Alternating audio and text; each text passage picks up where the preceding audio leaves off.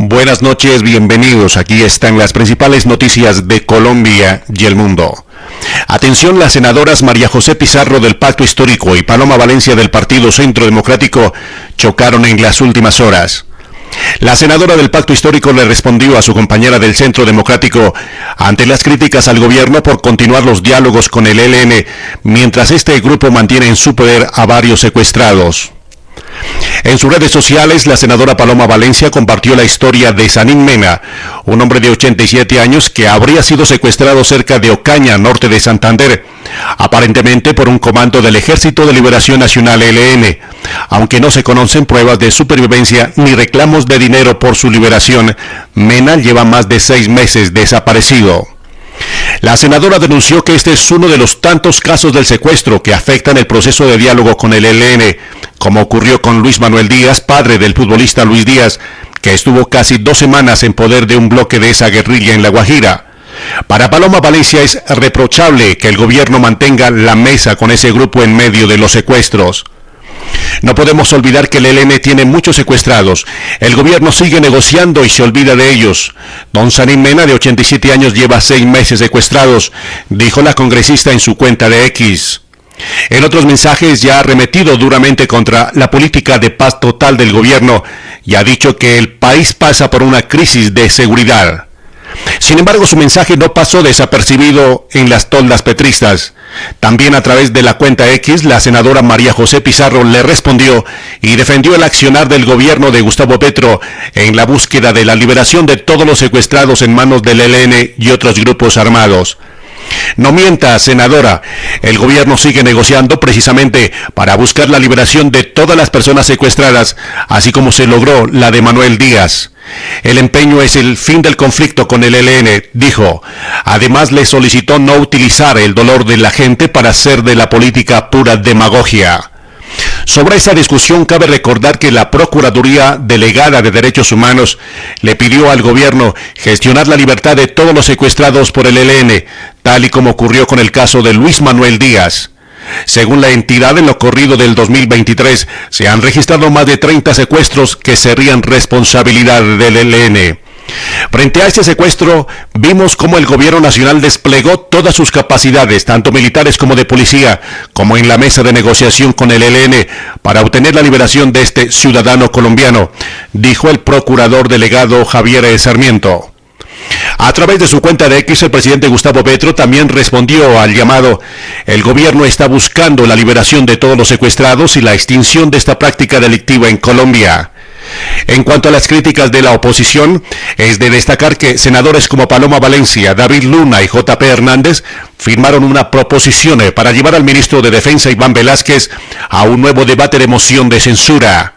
Para ellos, el jefe de la cartera de Defensa no ha cumplido su deber fundamental de garantizar la seguridad y tranquilidad de los ciudadanos, por lo que debe abandonar el cargo. Atención, Bogotá. El freno a Petro y los cambios en la política de paz total tras pasar el filtro de la Corte Constitucional. El alto tribunal le dio luz verde a las conversaciones del gobierno con grupos ilegales y bandas, pero les puso freno a varias de sus propuestas y limitó el poder del presidente Gustavo Petro. Sometimiento de bandas debe ser definido por el Congreso de la República. Hace casi un año la Corte Constitucional empezó a recibir una serie de demandas que pretendían tumbar la Ley 2272 de 2022, el marco legal que el Gobierno Nacional presentó en octubre del año pasado para poner en marcha una de sus principales apuestas, la paz total. Luego de varios meses de discusión, esta semana, la Corte Constitucional les dio el visto bueno a la mayoría de los puntos de la norma y dejó en firme las facultades del Ejecutivo para continuar con las negociaciones o acercamientos con los grupos armados ilegales y bandas criminales. Sin embargo, limitó varias de las funciones y alcances que el gobierno tenía y dejó en claro que temas espinosos, como la suspensión de órdenes de captura, el nombramiento de voceros de paz y los términos de sometimiento a la justicia, deben ser definidos por el Congreso o los órganos judiciales. Aunque no se conoce la sentencia completa y quedan dudas sobre algunos elementos, la decisión del alto tribunal empieza a cerrar una incertidumbre que no permitía avanzar en varios de los procesos, especialmente con las estructuras urbanas, pues no estaban claras las reglas de juego. Para el profesor Kenneth Urbano Villamarín, director del Observatorio Constitucional de la Universidad Libre, las líneas rojas que trazó la Corte en su decisión son necesarias para garantizar el Estado de Derecho, la seguridad jurídica y de las víctimas, pero tienen un coletazo con los grupos ilegales.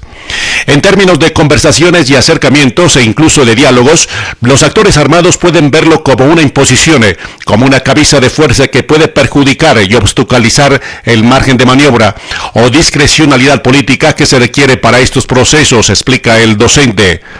Por su parte, para la directora de la Fundación Ideas para la Paz, María Victoria Llorente, quien participó como experta en la audiencia pública convocada por la Corte el 22 de agosto pasado, el hecho de que las ramas legislativa y judicial entren a participar en este proceso robustece la legitimidad de la paz total.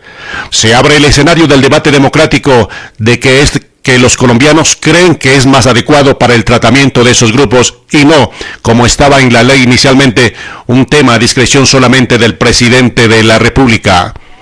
En las demandas de inconstitucionalidad que avaló la Corte y que fueron presentadas por congresistas del Partido Centro Democrático, se alegaba que la ley de paz total tenía un supuesto vicio de trámite, que la norma vulneraba los derechos de las víctimas al otorgarles la libertad a personas condenadas y procesadas, y que violaba la separación de poderes al concederle al presidente Gustavo Petro facultades que corresponden a las ramas legislativa y judicial.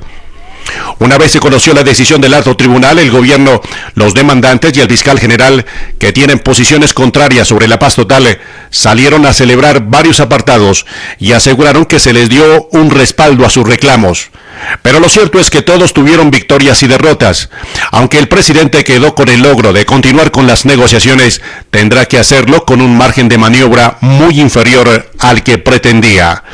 El punto más evidente será la desarticulación de las estructuras criminales urbanas, pues si bien se podrá avanzar en las mesas de conversación, las condiciones de su sometimiento ya no estarán a discreción del presidente de la República, sino de una ley que debe pasar y expedir el Congreso de la República.